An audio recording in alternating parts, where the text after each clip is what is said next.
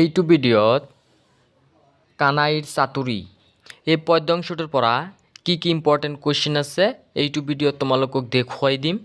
এইটো ভিডিঅ'ত ইয়াৰ পৰা যিকেইটা কুৱেশ্যন দেখুৱাই দিম এই চেপ্টাৰটোৰ ইয়াৰে পৰা তোমালোকৰ মেট্ৰিক পৰীক্ষাত কমন পৰিব 100% চিয়'ৰ। তোমালোকে চাই ল'বা। প্ৰথমতে তোমালোকে 101 নং পৃষ্ঠা বাহিৰ কৰি লোৱা।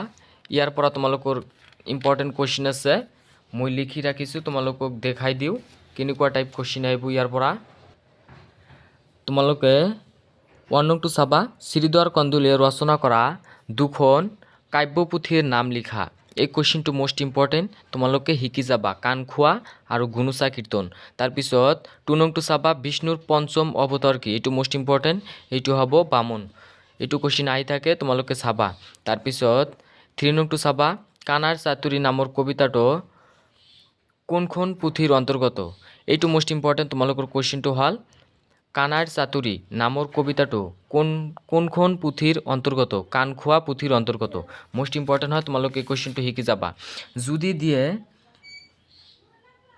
কানাৰ চাতুৰি পাঠটি কৰ পৰা তুলি দিয়া হৈছে, তোমালোকে এনেকুৱাকৈ লিখি দিবা।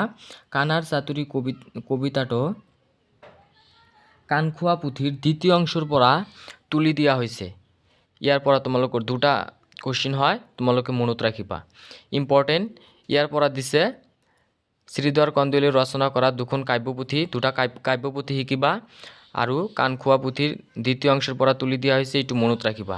ইয়াৰ পৰা তোমালোকৰ দুটা কুৱেশ্যন ইম্পৰ্টেণ্ট আছে, চাবা।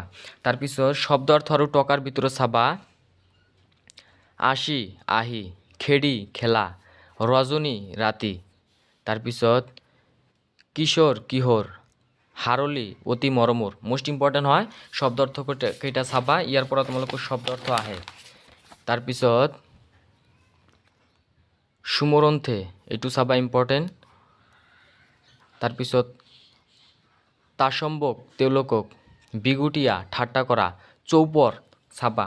চৌপৰটো ইম্পৰ্টেণ্ট আছে, ভালকৈ চাবা। তাৰপিছত তোমালোকে এতিয়া 103 নং পৃষ্ঠা বাহিৰ কৰি লোৱা। ইয়াৰ পৰা চাবা 1 নম্বৰ অতি চুমুত্তৰ দিয়া। ইয়াৰ পৰা ক নংটো চাবা, ইম্পৰ্টেণ্ট আছে। ঘ নংটো চাবা। দেৱতাসকলক অমৃত খুৱাবলৈ কৃষ্ণই কি ৰূপ ধাৰণ কৰিছিল? এইটো মষ্ট ইম্পৰ্টেণ্ট, তোমালোকে ঘ নং কুৱেশ্যনটো ভালকৈ শিকি যাবা। এইটো কুৱেশ্যন আহি থাকে। তাৰপিছত ঘ আৰু অ নংটো চাবা। এইকেইটাৰ পৰা তোমালোকৰ এটা 100% চিয়'ৰ তোমালোকৰ আহিব, ইম্পৰ্টেণ্ট আছে, তোমালোকে শিকি যাবা। তাৰপিছত 2 নংটো শিকিবা, ইম্পৰ্টেণ্ট আছে। 3 নংটো চাবা। মোহিনী স্বৰূপে অমৃত পিয়ালো, সাধিল দেৱৰ কাম। কোনে মোহিনী ৰূপ ধাৰণ কৰিছিল? তেওঁ কাক অমৃত খুৱাই দেৱতাক কাৰ্য সাধন কৰিছিল? খৰচী মাৰি লিখা। এইটো মষ্ট ইম্পৰ্টেণ্ট। মোহিনী ৰূপ কোনে ধাৰণ কৰিছিল? কৃষ্ণই ধাৰণ কৰিছিল। মষ্ট ইম্পৰ্টেণ্ট হয়, তোমালোকে এইটো শিকি যাবা। তাৰপিছত 7 নংটো শিকিবা। কৃষ্ণই বিভিন্ন সময়ত কি অৱতাৰ ধাৰণ কৰি কেনে কাৰ্য সাধন কৰিছিল পাঠৰ আমলত বৰ্ণনা কৰা। এই কুৱেশ্যনটো মষ্ট ইম্পৰ্টেণ্ট, তোমালোকে শিকি যাবা। যিবিলাক দেখাই দি আছোঁ ইয়াৰে পৰা তোমালোকৰ কমন পৰিব 100% চিয়'ৰ।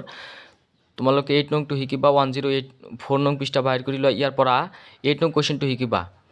কবিতাটোত কাঠবাজি বুলি কাক কৈছে? ইয়াৰ অৰ্থ কি? এই কুৱেশ্যনটো তোমালোকৰ দিলে 3 মাৰ্কছৰ দিব, তোমালোকে এই কুৱেশ্যনটো শিকি যাবা। তাৰপিছত তোমালোকে ভাষা বিষয়কৰ পৰা 1 নম্বৰ চাবা। 1 নম্বৰ পৰা তোমালোকে তলৰ শব্দবোৰৰ আধুনিক ৰূপ লিখা। আধুনিক ৰূপ তোমালোকে ক, খ, ঘ, ঘ আৰু চ নংটো শিকি যাবা। তাৰপিছত 3 নংটো বিপৰীত শব্দ লিখা। ইয়াৰ পৰা তোমালোকে শিকি যাবা, গোটেইকেইটা শিকি যাবা, মষ্ট ইম্পৰ্টেণ্ট।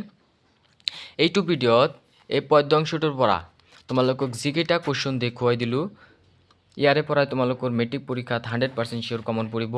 যদি তোমালোকে মোৰ চেনেলত প্ৰথমবাৰৰ বাবে হোৱা, চেনেলটো ছাবস্ক্ৰাইব কৰিবা।